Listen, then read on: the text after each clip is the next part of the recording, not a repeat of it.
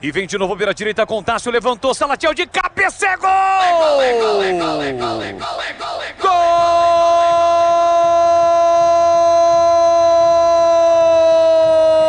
Gol do Botafogo!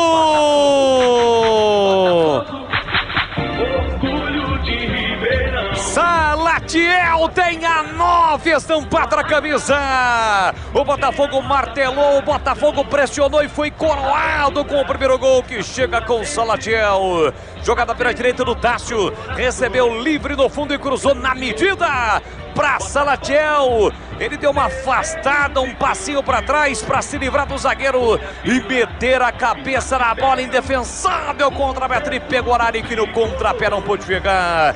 Sai na frente o Botafogo. Salatiel na marca de 22 minutos de bola rolando o segundo tempo.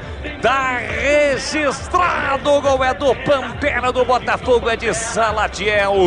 Botafogo 1, Guarani 0 e o detalhe do gol lá de Catarino. Foram 3 tentativas do Salatiel. Na terceira ele conseguiu mandar para as redes. O Lucas Cardoso fez o passe para o Tássio. Com muita liberdade na direita fez o cruzamento e o Salatiel se desvencilhou da marcação, tocou de cabeça no contrapé do goleiro Pegorari, que nada pôde fazer.